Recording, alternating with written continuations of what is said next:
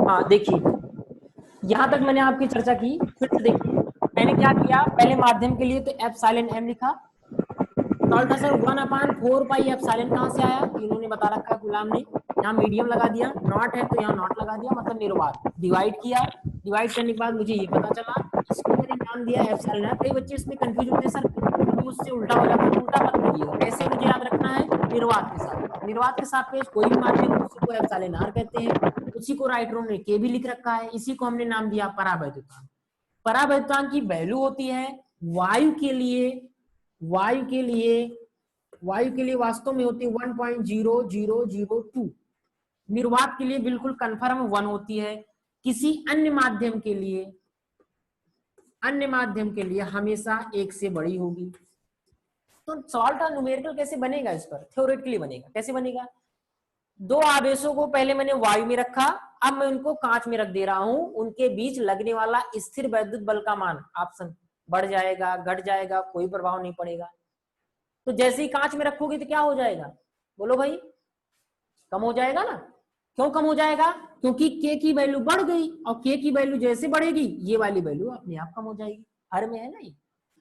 कई बार डायरेक्टली ये ऑप्शन में आया हुआ आपके स्टेट लेवल एग्जाम में, डायरेक्टली कि F medium is equal to 4 option, तो एफ नॉट बाई में के बटे में के। क्या यहां तक कोई दिक्कत है, किसी को समझ में आया यहाँ तक बातें, लास्ट समझिए। अब यहां पर आ जाइए, कई बच्चों को मैंने देखा है वो डायरेक्ट इसको लिखते हैं भाई, न्यूमेरिकल बनाए तो एफ नॉट बराबर 1/4 पाई एप्सिलॉन नॉट। सवाल आपका सही हो जाता है, पर ये सही नहीं है, परफेक्टली थोड़ी है। वास्तव में देखिए क्या होता है। अब मैं देखिए समझ में आया यहाँ तक कोई बात, सी की जो वैल्यू होगी वो वायु के लिए 9 इंटू 10⁹ बिल्कुल सही है, मात्रक बिल्कुल ठीक है। बीमीय सूत्र आप ज्ञात कर लीजिएगा, बीमा भी आती है ना, बीमा। माध्यम पर किस प्रकार निर्भर करता है, वो इस तरीके से निर्भर करता है। फिर एफ नॉट के लिए चेक किया, डिवाइड किया, माध्यम लिया, वायु लिया, डिवाइड किया, नया नाम मिला मुझे परावृत्तांक। कोई परिभाषा पूछे तो ये मैंने इस प्रकार से बताया। मात्रक इसका कोई नहीं होगा, मात्रकहीन होता है। अब देखिए आगे इसको हटा रहा हूं मैं। अब देखिए इसी को ले रहा हूं मैं, F M is equal to 1/4 pi. अब देखिए एप्सिलॉन एम है, एप्सिलॉन एम है, यहां आ जाइए, मुझे बताओ एप्सिलॉन एम बटे एप्सिलॉन नॉट किसके बराबर है, एप्सिलॉन आर के, या किसके बराबर है, के, या इसको एप्सिलॉन आर ही लिख लो। तो यहां से बताओ एप्सिलॉन एम को हटा के क्या लिख सकता हूं, मुझे बताओ एप्सिलॉन एम को हटा के मैं क्या लिख सकता हूं, ये इधर मल्टीप्लाई हो जाएगा, तो epsilon R into epsilon naught. आगे जो है उसको ऐसे चलने दो, Q1 Q2 बटे में आर स्क्वायर। अब मुझे बताओ, या इसी को आप क्या लिख सकते हो, इसी को के लिख सकते हो, इसी को तो के भी लिख सकते हो ना, तो के लिख दो। अब आपका भी आपकी इच्छा हो के लिख दो, कई राइटरों ने के लिखा है तो के ही लिख दो। 1/4 पाई एप्सिलॉन नॉट पहले लिख लो, के बाद में लिख लो, फिर ये Q1 Q2 upon R square. वास्तव में ये होता है बल, ये रहा, वास्तव में ये होता है बल। कितना होता है भाई, 1/4 पाई एप्सिलॉन नॉट इंटू के। अब सवाल था सर मैं सवाल लगाता हूं तो के लिखता ही नहीं हूं, क्यों लिखोगे, क्योंकि आपके स्टेट लेवल एग्जाम में बस वाई के लिए हमेशा ही पूछता है वो। पर जब आप कंपटीशन में बैठेंगे तो वाई पूछेगा ही नहीं वो, क्योंकि जानता बच्चे गलती करेंगे, उनकी आदत गड़बड़ हो चुकी है, 1/4 पाई एप्सिलॉन 1/4 पाई एप्सिलॉन लिखते लिखते एकदम। तो यहाँ पे के भी रहेगा साथ में। वो बात अलग है कि आज सवाल लगाने पे के लिखते ही नहीं हो, क्योंकि के का मान तो वाई के लिए 1 होता है, न्यूमेरिकली वाई के लिए बार बार आपका आ रहा है। लेकिन जब कंपटीशन आपको चकमा देने वाला वो कांच के लिए कह देगा तो गलत कर देंगे आप, इसलिए ध्यान रखिएगा। यहाँ पर क्या होने वाला, के क्या है, परावृत्तांक, वाई के लिए 1, अन्य माध्यम के लिए वो देगा, याद करने की कोई जरूरत नहीं है। लास्ट समझिए, यहां तक कोई दिक्कत तो नहीं होगी। अब आगे समझिए, इसके बाद जो इसमें जो बचा हुआ है वो होता है एप्सिलॉन नॉट का मान। इसका मान आप थोड़ा सा ध्यान रखिएगा, इसका मान ये भी प्रेड के लिए ध्यान रखिएगा, बहुत ज्यादा इसमें सोचने की जरूरत नहीं है सर कैसे आ गया, कहां से आ गया। एप्सिलॉन नॉट का मान होता है 8.85, 8.85 गुणे 10⁻⁻12। मुझे बताना मात्रक, जब मात्रक तुम पता करोगे, यहां से आ जाओ, इसका मात्रक चाहिए, इसका मात्रक चाहिए ना, तो एफ एम इधर ले आओ, इसको इधर ले जाओ। मेरी बात ध्यान सुनो, एप्सिलॉन नॉट का क्या चाहिए मुझे, मात्रक। इसको इधर बुला लो, एफ एम को इधर बुला लो, मैं यहां लिख दे रहा हूं, नहीं समझ में आ रहा तो 4 पाई एफ के Q1 Q2 upon R square. इसका मात्रक न्यूटन, कुलाम कुलाम क्या हो जाएगा, कुलाम स्क्वायर, कुलाम कुलाम कुलाम स्क्वायर हो जाएगा,